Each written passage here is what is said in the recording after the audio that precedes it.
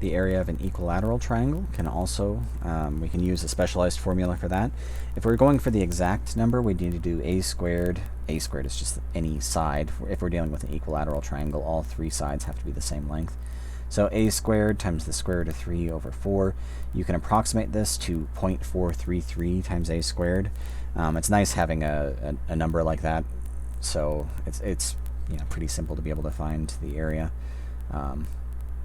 But in any case, let's do some examples here. Find the area of the following. In this triangle, it looks like we have a height and a base, and that's all we have. So the only recourse is we need to use area is equal to 1/2 base times height. We don't know if there's anything special about this triangle. I can't assume that it's an equilateral triangle, but I have enough to do 1/2 base times height, so that's what I'll do.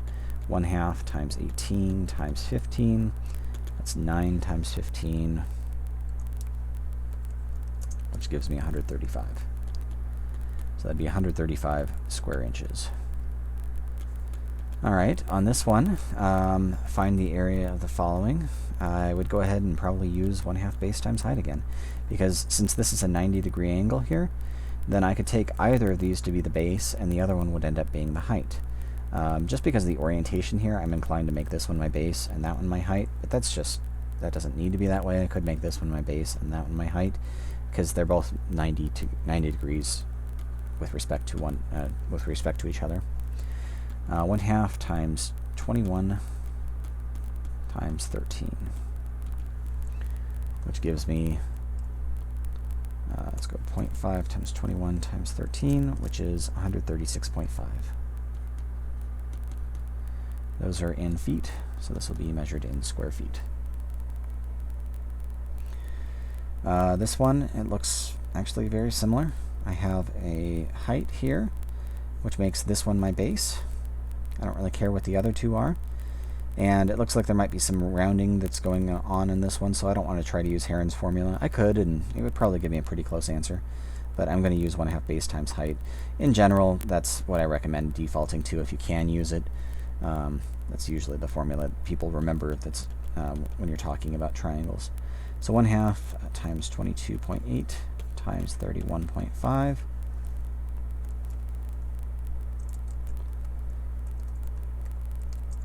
Which gives me 359.1. This is in square centimeters.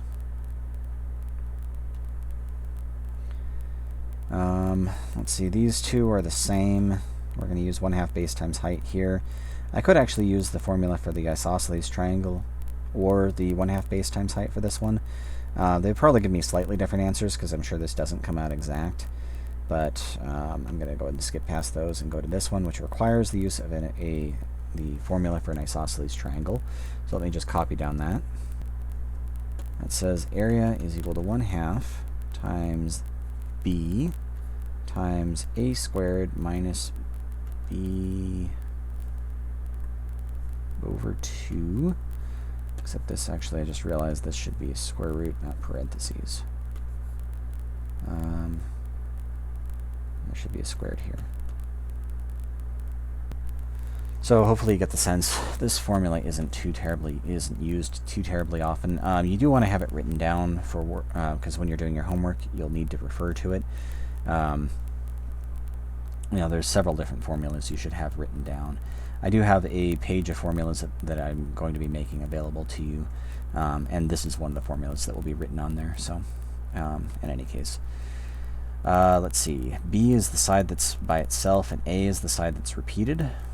So that means A is 10, B is 5. So when I plug stuff in, I get 1/2 times 5 times the square root, 10 squared minus 5 over 2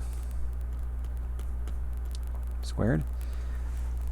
So 10 squared minus 2.5 squared.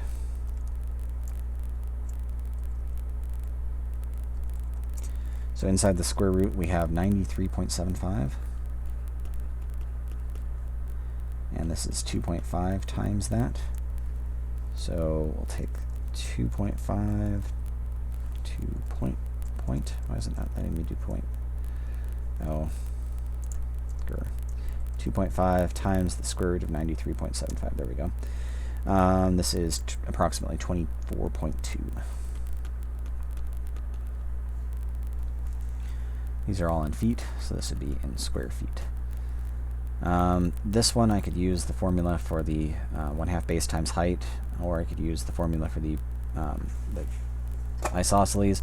I think 1/2 base times height would be the easiest thing to do here, so I'm going to do that. 1/2 times 16 times 16. The 16s are the same, so it doesn't matter which one we call the height and which one we call the base. When we multiply that stuff together, we end up with 128.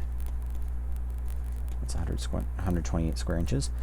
This one right here is an equilateral triangle, so it's actually the first time I'm going to be using this formula up here.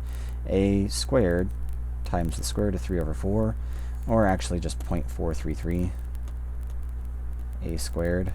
That's probably going to be close enough. This will be to 3 decimal places. I think that'll be good enough, so let's just use that.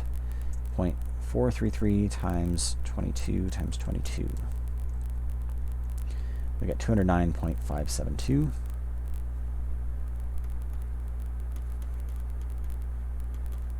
Now, this is one of those instances where this 0.433, I'm recognizing that that's only accurate to 3 decimal places.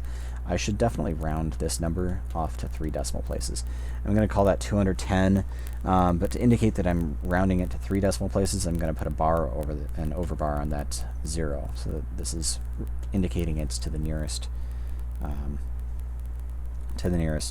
square centimeters. Nearest square centimeter.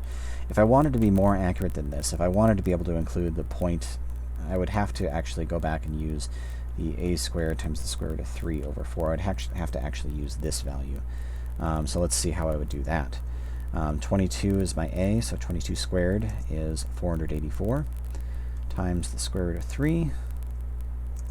Divide that by 4.